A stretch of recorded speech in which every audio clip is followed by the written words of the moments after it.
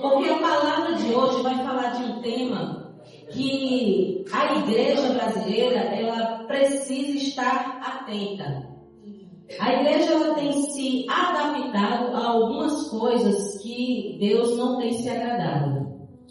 E a noite de hoje não é uma noite de revelação, não é uma noite de, vamos dizer assim, de profecia, mas uma noite de direcionamento, de entendimento, de quem ouvir o que o Espírito diz às igrejas, diz a esta igreja nesta noite, vai entender aquilo que o Senhor requer de nós para esses tempos. Amém?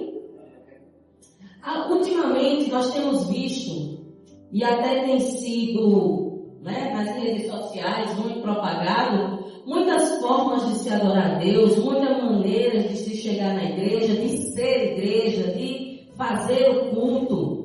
E eu quero dizer a esta igreja que se mantenha preservada. Eu quero dizer a esta igreja que se mantenha sal. Eu quero dizer a esta igreja que não se contamine, que não se deixe ser influenciada. Pelo contrário, seja influência a quem está lá fora. E aí, tendo esse contexto conosco, eu convido a amada igreja a abrir suas Bíblias na carta que Paulo escreveu aos Romanos, no capítulo 12, um texto bem conhecido acerca do qual nós vamos conversar algumas coisas na noite de hoje, para que entendamos que evangelho não tem essa de nada a ver. Evangelho não acompanha moda. Evangelho não é para fazer do nome de Jesus uma coisa qualquer que eu uso para me promover. Evangelho é a boa nova, é a notícia de salvação para os perdidos.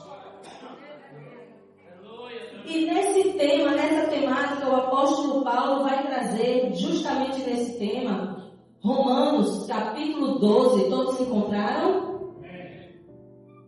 Romanos capítulo 12, a partir do versículo 1, diz assim: rogo-vos, pois, irmãos, pelas misericórdias de Deus, que apresenteis o vosso corpo por sacrifício vivo, santo e agradável a Deus, que é o vosso culto racional.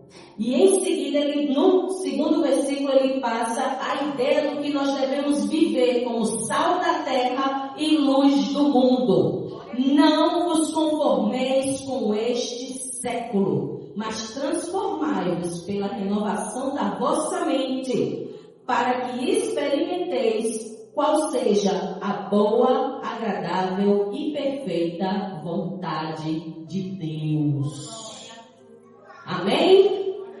Antes de entrarmos literalmente aqui na explanação, eu quero fazer, como sempre faço, uma explanação da carta, dessa epístola, que foi escrita por Paulo cerca de 58 depois de Cristo. É a epístola mais longa que Paulo já escreveu. Ela tem os assuntos mais técnicos e mais sistemáticos e profundos de todas as outras cartas. Ela é tida como um conteúdo, um compacto teológico, porque Paulo sistematizou por assuntos os problemas que a igreja de Roma vivia e explicou para eles, porque curiosamente Roma foi uma igreja que Paulo não visitou. Ele pastoreou por cartas. Ele pastoreou através de emissários. Mas, como naquela época também acontecia o que acontece hoje, e o que é que acontecia naquela época missionária? É fácil?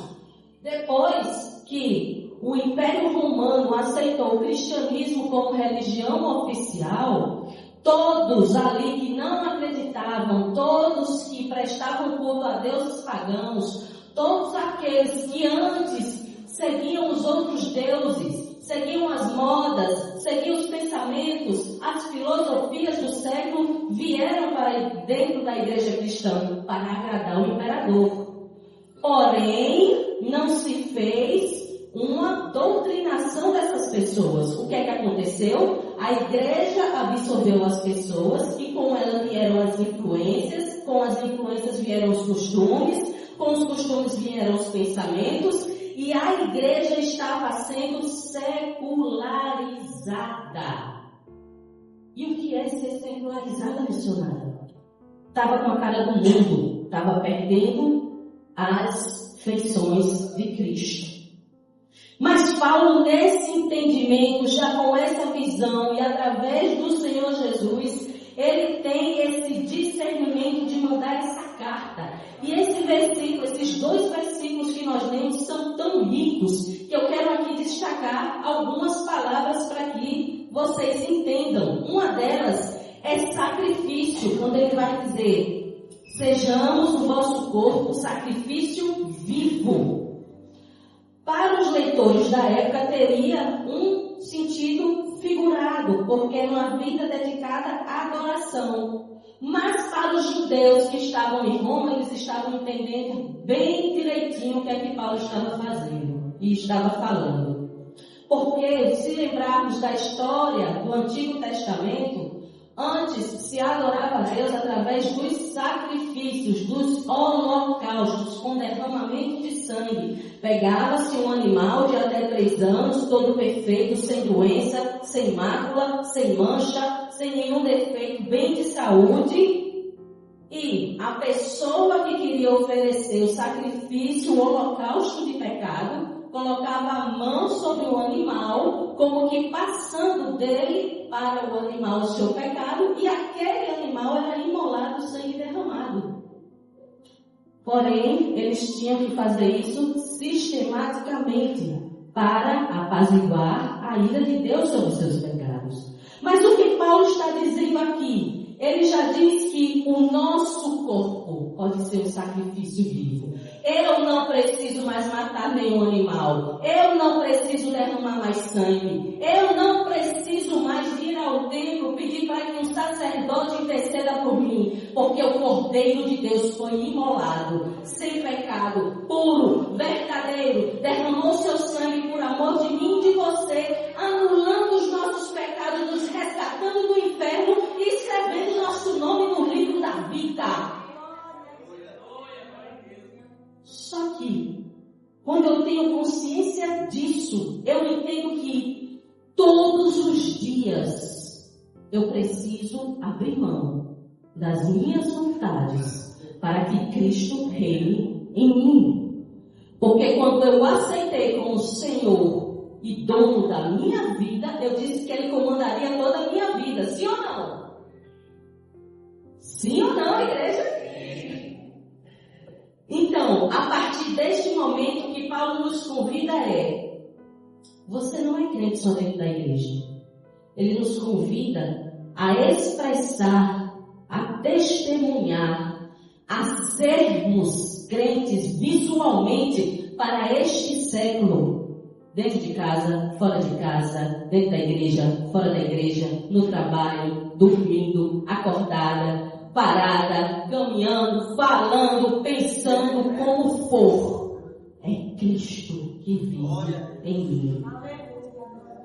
E esse sacrifício requer justamente da gente aquilo que nós precisamos entender, que cada vez que eu olho para o lado e prefiro as coisas do século, que eu abro mão da minha identidade em Cristo, como filha, como cordeira, como princesa de um reino que vai ser instaurado, e olho para o século e prefiro ceder às minhas vontades, eu estou novamente sacrificando Cristo na cruz. E Paulo nos convida a justamente fazermos o contrário, a sermos esse sacrifício vivo todos os dias. Mas é só uma vez, não quero. Mas você não está fazendo nada, você só está olhando, não vou. Mas é só uma música, não quero. Os meus ouvidos foram santificados para ouvir a música do céu.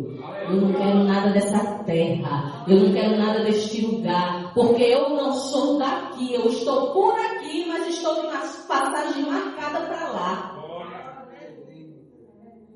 E enquanto isso, nós precisamos manter-nos com a mente focada em Cristo, sacrificando para entender que, enquanto eu sacrifico a minha carne, enquanto eu digo não aos prazeres do mundo, enquanto eu mato a minha vontade, eu estou glorificando a vontade de Deus.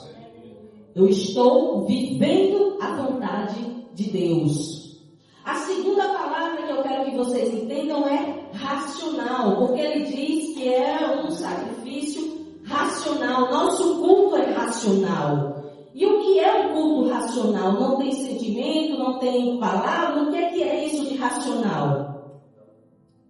Eu creio, por isso sinto, e então eu vivo. Isso é um culto racional. Eu não faço por emocionalismo.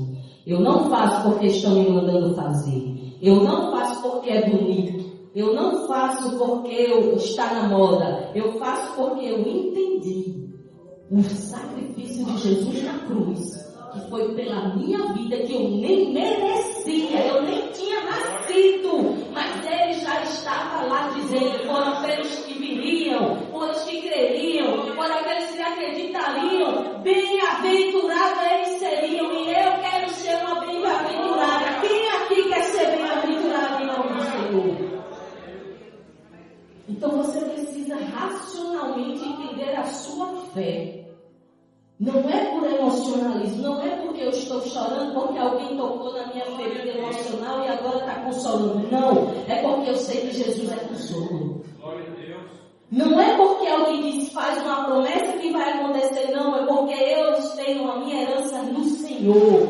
Ele é a minha promessa, Ele é a minha esperança, Ele é a minha salvação, Ele é o meu dom, é para Ele que eu vivo.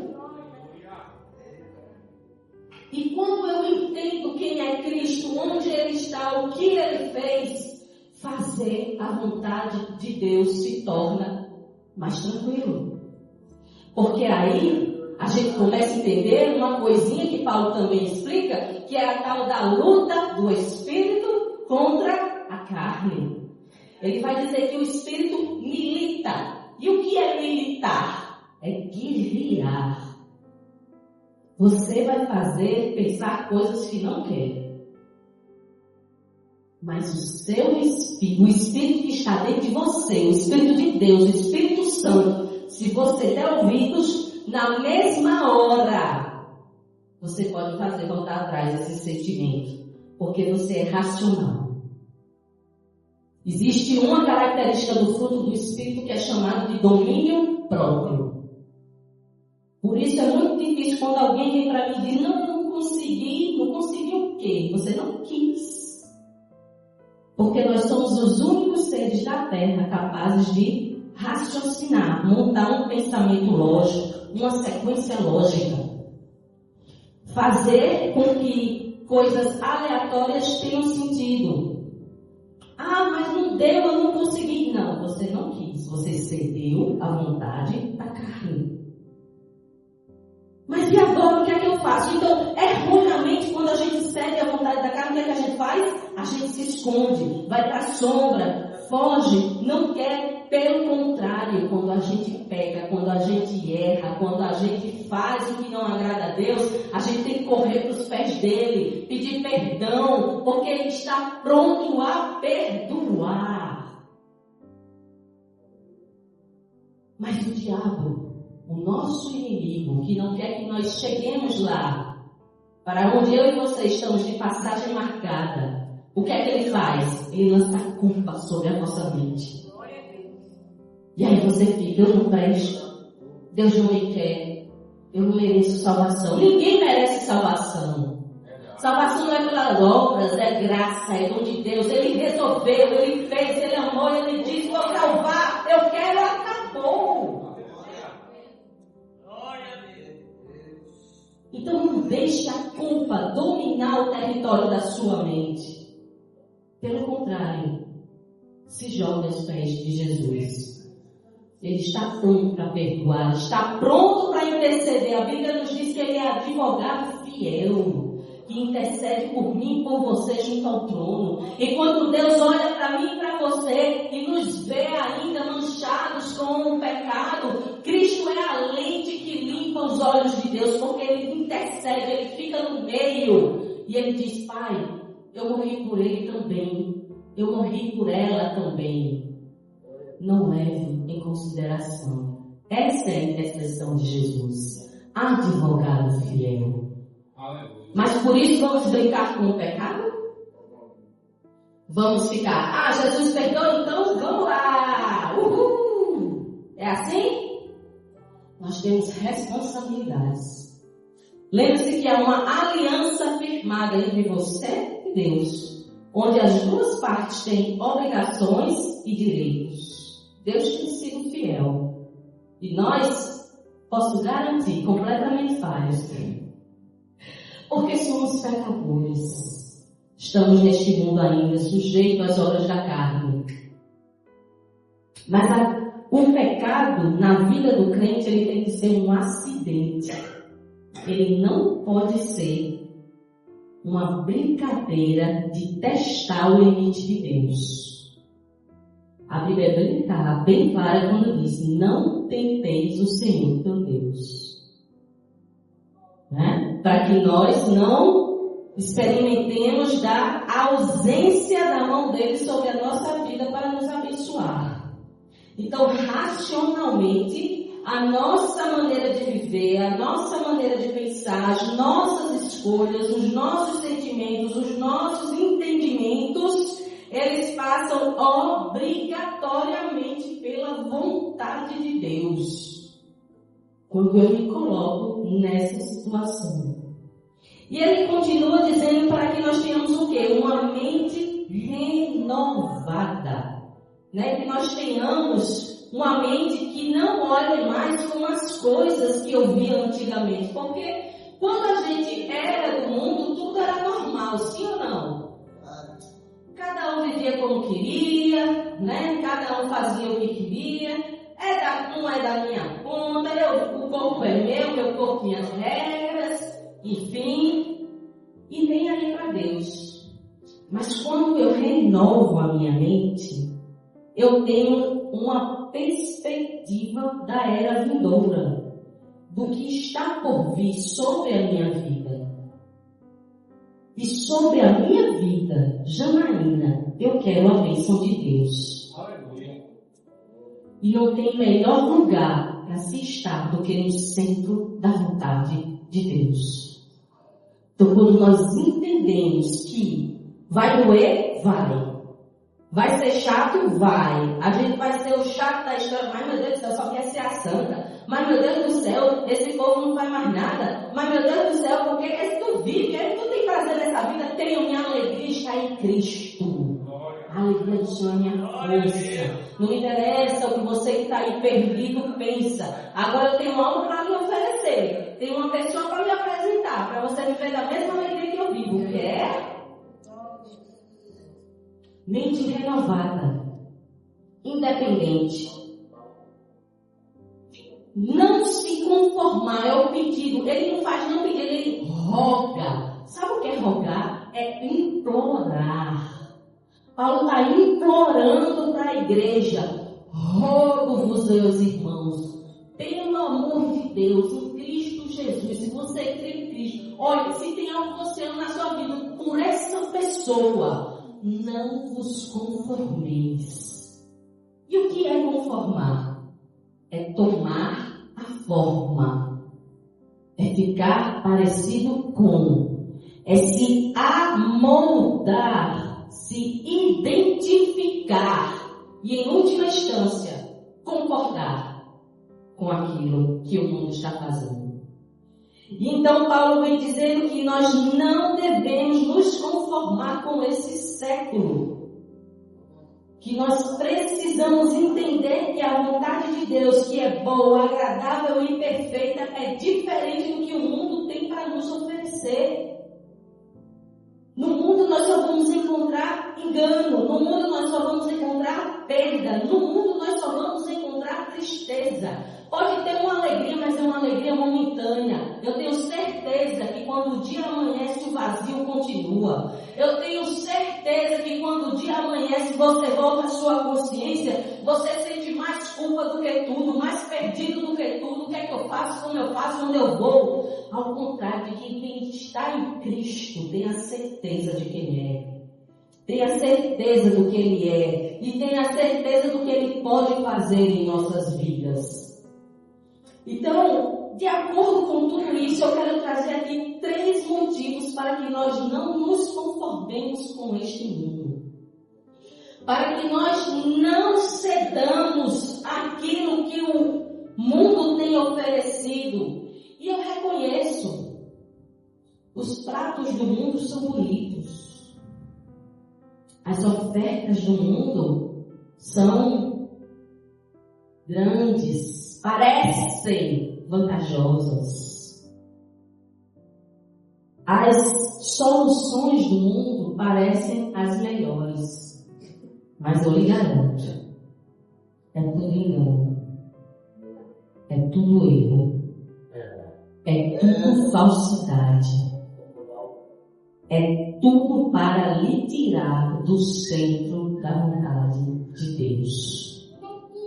Cuidado com as amizades. Cuidado com quem oferece muita facilidade àquilo que é difícil. Mas por que a vida do crente é tão sofrida, Janaína? Pelo amor de Deus. É Deus nos depurando.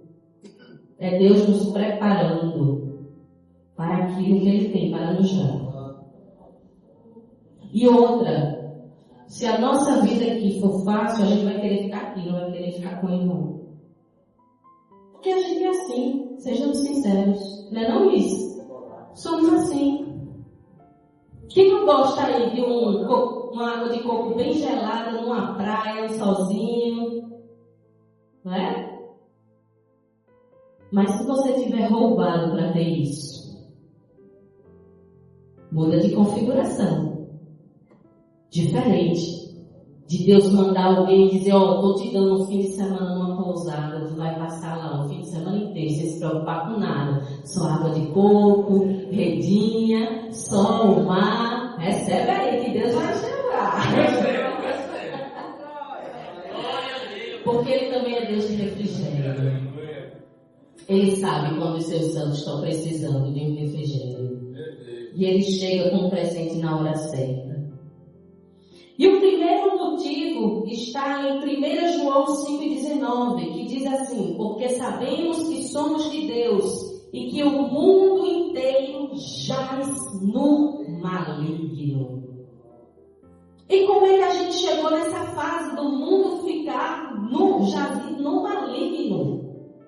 Lá atrás, com Adão e Eva, quando Deus deu a administração do jardim a Adão, e Ele disse que não fizesse uma única coisa, mas que Eva não conseguiu fazer, caindo na conversa da serpente, que era comer do fruto do conhecimento do bem e do mal, e ofereceu a Adão. Ali, a administração que estava na mão de Adão passou para Satanás, no nosso mundo. E desde então, ele tem sido chamado de príncipe deste mundo. Porque ele tem governado, ele tem feito tudo aquilo que é contrário a Deus. Tudo que o diabo faz é para deturpar, para atrapalhar, para inverter a ordem do que Deus fez aqui na terra e para nós. Essa semana nós tivemos aí esse episódio no Rio de Janeiro, né? Toda a imprensa está falando. Quantas mortes? Quantas mortes? Deus não fica feliz com isso. Eu sei, eram homens que estavam ali servindo a bandidagem, que estavam no lugar errado, mas o que eu quero dizer é justamente isso. Não era isso que Deus tinha para aqueles homens. Não era para ter sido assim. O que Deus tem para nós é bênção. O que Deus tem para nós é provisão. O que Deus tem para nós é proteção. Mas se você ouve as propostas de Satanás, Deus não pode agir contra. Porque Ele não vai contra a sua vontade. Nós não somos bonequinhos na mão de Deus. Ele nos deu a livre agência. Está lá em Deuteronômio: eis que põe diante de vós o caminho de vida e o caminho de morte. Ele ainda dá a dica: escolhe a vida, é melhor. Mas o que é que a humanidade faz? Está sempre escolhendo o caminho da morte. Mas Deus, em sua misericórdia, livra alguns.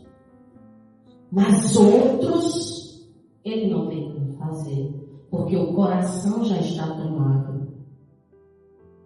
Porém, nós, a quem Ele já resgatou, a quem Ele já separou, a quem Ele está santificando, a quem Ele está regenerando, a quem Ele está ainda comungando e mantendo firme a promessa de sua volta, nós somos desses que não podemos olhar para o mundo e pensar que somos participantes dele. Não. Sabe quando é que eu mais me alegro? Quando alguém olha para mim e diz: tu não participa dessas coisas não, né? Tem duas igrejas lá, tem duas frescuras do meu. Não é frescura não, é Jesus. Mas muito bem que você reconheceu, porque o Deus que é dono da minha vida, eu disse que não ia e não vou mesmo não. Firmeza, entendimento, convicção, certeza daquilo que Deus tem na sua vida. Porque é muito bom, numa primeira instância, aquilo que o diabo oferece. Mas quando a gente anda mais 2, 3 passos para frente, a gente vê a verdade. A fama é boa ou não é? Em primeira instância é. Ela traz recursos financeiros. Mas o que vem atrelado a esses recursos financeiros, em sua maioria, que é o problema. O dinheiro abre muitas portas. Que tipo de portas? Que tipo de portas você tem entrado? Que tipo de portas o que você tem escolhido tem trazido para você? O mundo jaz no maligno. Esse mundo não tem mais nada para nos oferecer. Não queira andar na modinha, não queira andar no pensamento, não queira andar nas trends. Não queira, porque tudo por trás tem uma segunda intenção. Terceira, quarta, quinta intenção. E a intenção é tragar a sua vida. Porque é essa a única função de Satanás. Ele sabe que já se danou, que já está destinado ao inferno, que ele não tem mais o que ganhar. E agora o que ele quer é arrastar o máximo de pessoas possível com ele. Então nós não podemos nos deixar encantar com essas coisas. Não podemos nos conformar, nos amoldar.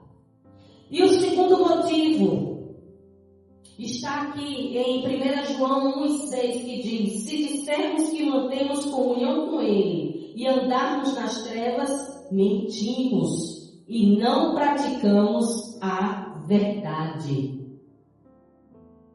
Mas como é isso, missionário? É simples. No domingo está na igreja, na segunda está na mesa de bar.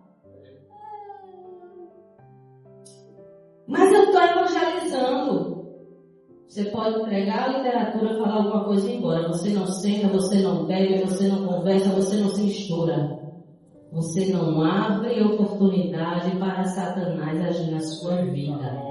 Mas eu não estava fazendo. Tá, mas quem viu já está espalhando que tu estava. E agora? Deu brecha. Deu brecha, deu oportunidade. E a Bíblia também, a Bíblia é muito linda, porque a gente vai falando, vai lembrando. As más conversações corrompem os bons costumes. Aí vem o convite: não, irmão, a gente gostou da tua palavra, vem de novo. Vai estar tudo na terça de novo na mesa do bar. Ei, meu irmão, e agora? Como é que a gente faz para ouvir de novo? Você dizer: não, vou lá na minha igreja. Não, eu não posso, eu não tenho tempo, esse dia não dá, tal. Mas se o irmão vier de novo aqui, e aí você vai ser enredado. Você vai sendo ali enlaçado. Aí um certo dia você não vai estar bem, porque acontece de não estarmos bem. Vai estar aí revoltado com seus pensamentos, com suas coisas da vida. Bota um copo aí pra mim. Pronto. Sucesso de Satanás. Mais um para o clube dele.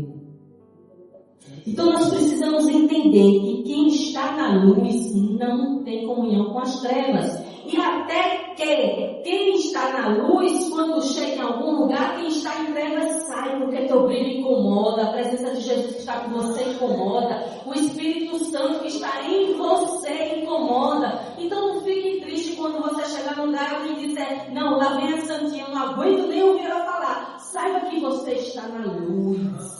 Que você está representando Cristo. Se alegre, porque você está sendo um mensageiro do Senhor nesta terra. Sal, um diferencial.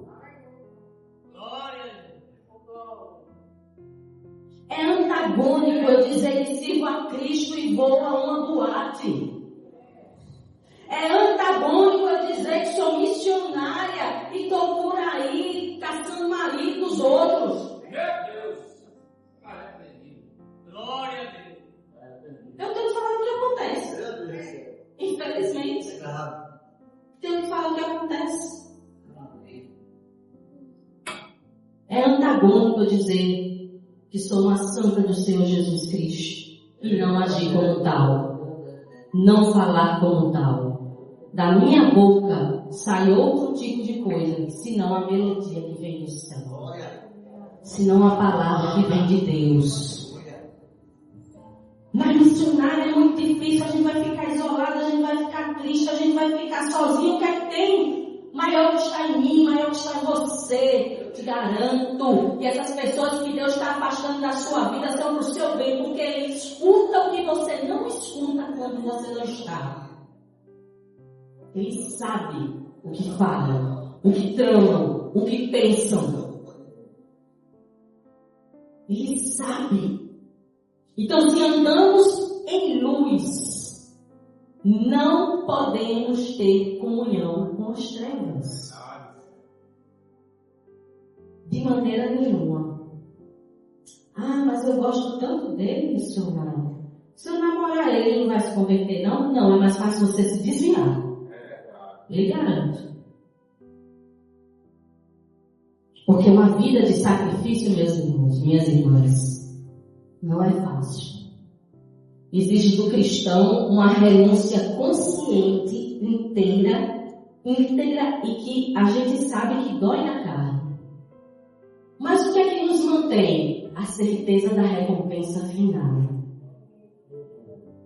A certeza de que Cristo está olhando para mim e está dizendo, eis aí a minha filha amada, eis aí o meu filho amado, olha só que testemunha que eu tenho nessa terra andando falando meu nome. Enquanto Satanás, além de oferecer a armadilha, depois que você cai, ele se levanta para te acusar. Porque ele é assim. Não espere que ele vai só dar a armadilha e se calar, não. Ele começa ali a acusar também. Para que você não tenha retorno. Para que você continue no caminho de cada vez mais longe da presença do Pai. Mas Deus, em toda a sua bondade, em toda a sua misericórdia, Ele nos perdoa sempre. O sangue de Jesus tem poder para perdoar todos os pecados. Precisamos ter consciência disso. E não correr para Ele. Porque Ele é o único que pode nos tirar dessa situação. E o terceiro motivo está em 1 João, no capítulo 3, 11 e 12, que diz: porque a mensagem que ouviste desde o princípio é esta, que nos amemos uns aos outros. no segundo Caim, que era o maligno e assassinou a seu irmão. E por que o assassinou? Porque as suas obras eram más e as de seu irmão justas. E aqui a gente precisa entender por que se separar do mundo pelas 3 características que o mundo apresenta com concordância com o diabo. A primeira característica é o pecado, que procede dele desde o princípio. Mas Cristo destruiu as obras do diabo na cruz. Ele anulou todas. Ele só volta a ter autoridade e legalidade se eu o convidar para a minha vida. Aí é todo um recomeço que vai ter que ser feito. Porque quem abriu a porta? Você. Quem deixou ele entrar? Você. Como algumas pessoas dizem, né? Não, eu caí porque oraram um pouco por mim. Não, a escolha é sua. A escolha é sua. A segunda ferramenta é o ódio. Porque é mal a essência do diabo. É mal a sua essência. O ódio, ele é algo que me mata. Não mata quem tem o ódio, não. Mata você que está sentindo. Às vezes você está aí remoendo. E a pessoa lá vivendo a vida dela, nem olha para você, nem lembra que tu existe, tu aí morrendo. Eu odeio. Seja livre em nome de Jesus. Permite isso na sua vida, essa ferramenta do diabo. É permitir que ele tenha um comando das suas emoções. É permitir que ele tenha um comando da sua mente. É permitir que ele lhe controle. E a terceira característica daqueles que estão no mundo é a mentira. Porque o diabo é o pai da mentira. Então, é incompatível nós, que somos sal da terra, luz do mundo, proclamamos uma verdade, falar mentira. Porque aí você estará sendo boca do diabo. Que a Bíblia vai chamar no grego de diabolos. Não sejais maldizente. Não sejais daqueles que só proferem palavras de revolta. Não sejais os que proferem mentiras. Se nós amamos a verdade, nós precisamos andar em verdade. Porque isso é incompatível com a luz, se fizermos ao contrário. E por último, com tudo isso que a gente ouviu, chegou até aqui, a gente sabe que nossas escolhas têm consequências, sim ou não? Se eu olhar para um lado, eu vou ver uma coisa. Se eu olhar para o outro, eu vou ver outro tipo de coisa. Não é assim? Se eu seguir Jesus, o que é que naturalmente o mundo vai querer fazer comigo? Escantear, fazer chacota, né? Dizer que a gente é besta, que doideira é essa que vocês estão fazendo, sofreu lavagem cerebral, né? Deixe dessa besteira. Mas até para isso o Senhor já nos preparou. Ele diz em 1 João 3,13: não vos maravilheis se o mundo vos odeia. Porque eles não odeiam você, eles odeiam o que vem em você, que sou eu, Senhor Jesus. O mundo, ele tem o espírito da desobediência, da inveja, do ódio, do homicídio, nós vimos aí. Ele nos odeia porque mostramos o amor de Cristo na prática. Então se alegre se alguém diz, lá vai a Santa Rona, lá vai a Cleitinha, lá vai aquele que anda só com a Bíblia. Se alegre porque quer dizer que você está sendo testemunha de Cristo nesta terra, onde somente o ódio, onde somente Satanás operam. Você está sendo fonte de amor, você está sendo fonte de mudança, você está sendo fonte de luz, fonte de água viva. trazendo vida e mudança àqueles que estão perdidos. E devemos, meus irmãos, ter comunhão uns com os outros, porque isso nos faz fortes. Precisamos parar com essas picuinhas que existem dentro da igreja. Vocês acham que o inferno briga? Não. Até o crime é organizado. Eles entram em concordância com tudo. Nós precisamos parar de olhar para nós e olhar para Cristo. Porque quando todos estamos olhando para um só, todos temos comunhão de pensamento, concordância. Todos entendemos que o caminho é um só, do amor e da misericórdia de Cristo. E eu encerro com uma história, não sei se é verídica, mas em uma festa de rua, em frente a uma igreja, uma garotinha se solta da mão do pai. Ela estava lá na festa, toda empolgada, soltou da mão do pai, foi andando, e olhando fixamente para o carrinho que ela queria, o carrinho de algodão doce. O carrinho ia se afastando e ela ia atrás. O carrinho ia se afastando, mas ela desejou tanto aquele carrinho que ela não olhou mais para trás, não olhou mais para o pai, não olhou mais para nada. Até que em um momento o carrinho sumiu, ou seja, o sonho se esvaiu. Ela olhou para um lado, olhou para o outro, não viu mais ninguém, caiu em si e começou a chorar. E aí perto dela chegou um policial e perguntou se ela sabia descrever o pai, se sabia onde que morava. Ela muito confusa, muito triste, disse que não conseguia. E o policial pegou na mão dela e saiu fazendo o caminho de volta. Até que em um momento ela se lembrou. Eu sei a última coisa que eu vi. O policial o quê? Uma cruz. A cruz da igreja. Eu vi a cruz. E o policial pegou na mão dela novamente e eles começaram a andar em direção à cruz. Fazer o caminho de volta em direção da cruz. Moral da história, meus irmãos. Quando a gente para de olhar para a cruz, a gente se perde.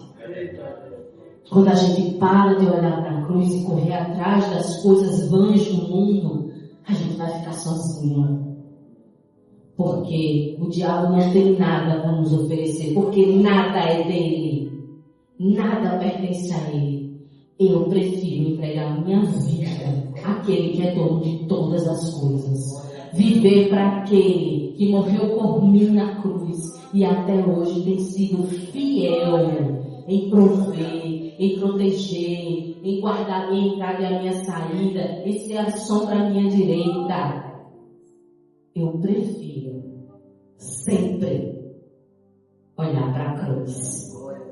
Que Deus abençoe a sua noite. Obrigada pela oportunidade.